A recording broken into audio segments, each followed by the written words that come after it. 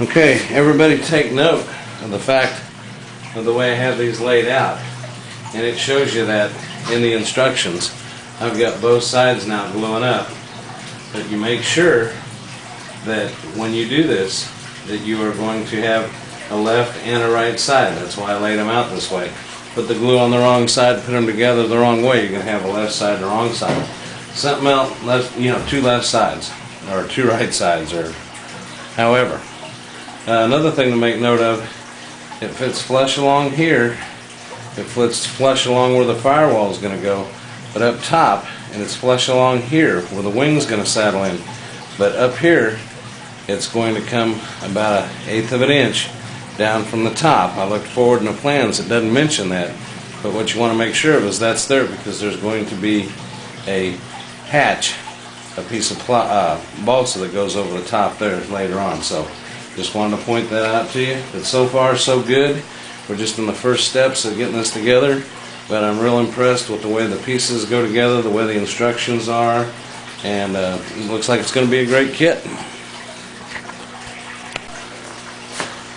Okay, the next step in this is I took the liberty already punching out the two firewall sections. They actually just sandwiched together. They came out of the pre-cut die-cut ply.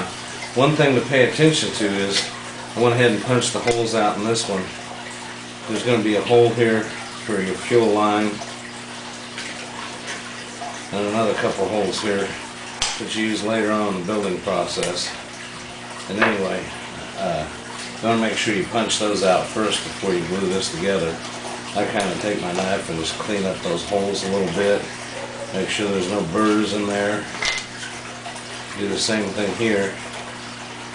Actually, I already did one of these. And the other thing I noticed on these on the die cut, I already sanded them, but it's just good to run them over some sandpaper. You're sandwiching two together. You want to make sure that these things actually fit together nice, and make sure that you get them nice and get your holes lined up. You don't want them backwards where later on you'll have to drill the holes. So anyway, I'd already put some epoxy down here. Just give it a quick little stir. My two side pieces are drying. Get this done. I can glue these two halves together. And like I say, this is going together real good so far.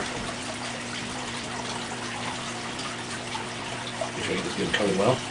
And squeeze it off.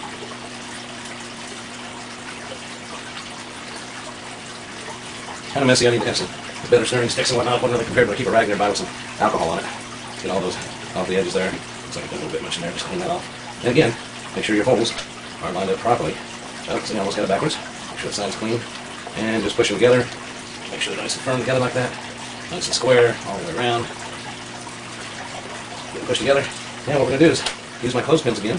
Just clothespin these together. And set it off to dry. Once again, another segment of the instructions completed.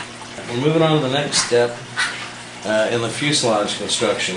And I've already found one little problem. It's in the instructions. They tell you, I'll quote it from the instructions, glue the fuselage cross brace to the back of the fuselage reinforcement. Ensure that it lines up with the notches and use a square to make sure that it's at 90 degrees. Well, one of the problems that I see with this is that they do not give you a very good definition of which way this goes. If you put it in there, the notches line up, it's symmetrical, it lines up either way to be flush with the top and the bottom in the notch here. So I reviewed further through the plans. There's no picture of this in the fuselage whatsoever.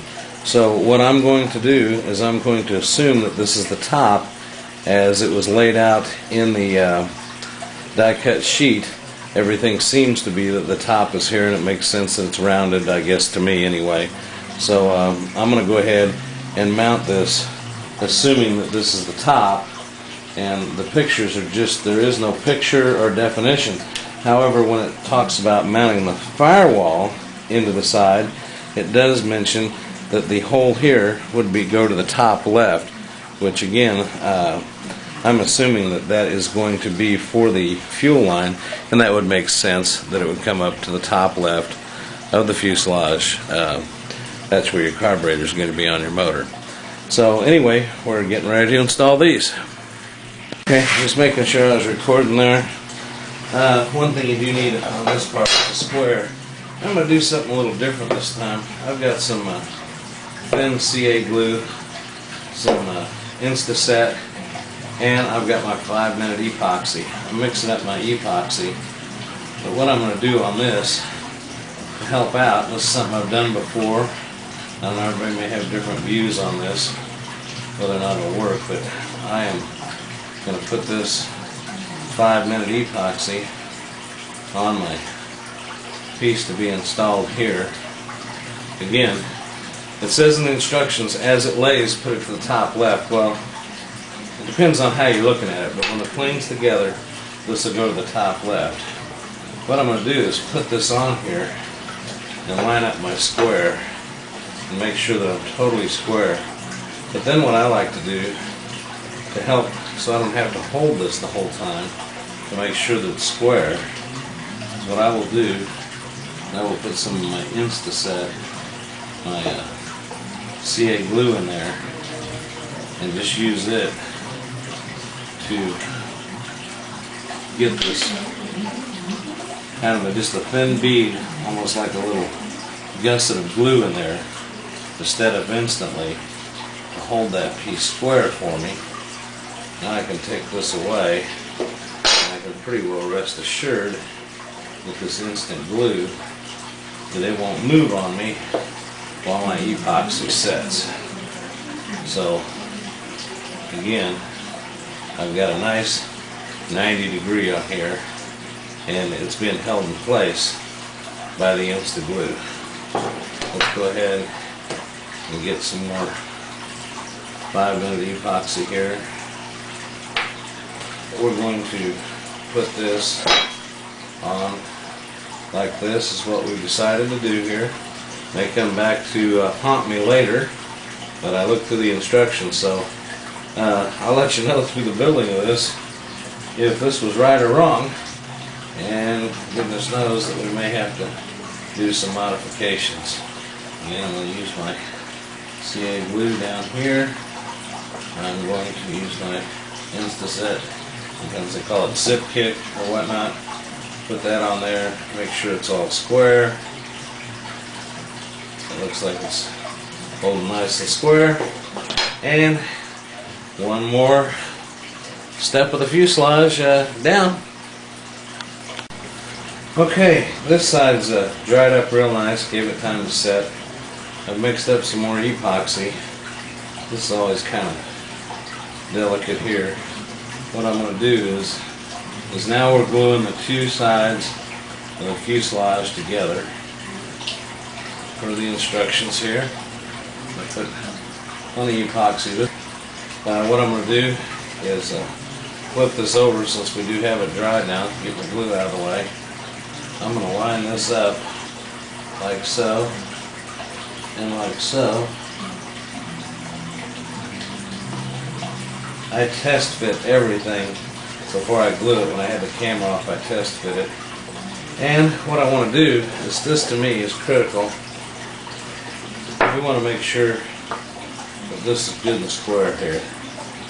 So we're going to square that up, make sure that's good and square there. And then we're going to do the same thing as before. I'm going to put some thin CA glue down both sides of this, make a little gusset out of it, make sure that we're nice and square there. Square is important. Although I've flown a lot of crooked planes and they will fly, just can't do a lot of fancies. You just harder to trim out, but the squarer the better. And there we go. Now I'm going to just kind of hold this for a bit, make sure everything works out. But we're moving along.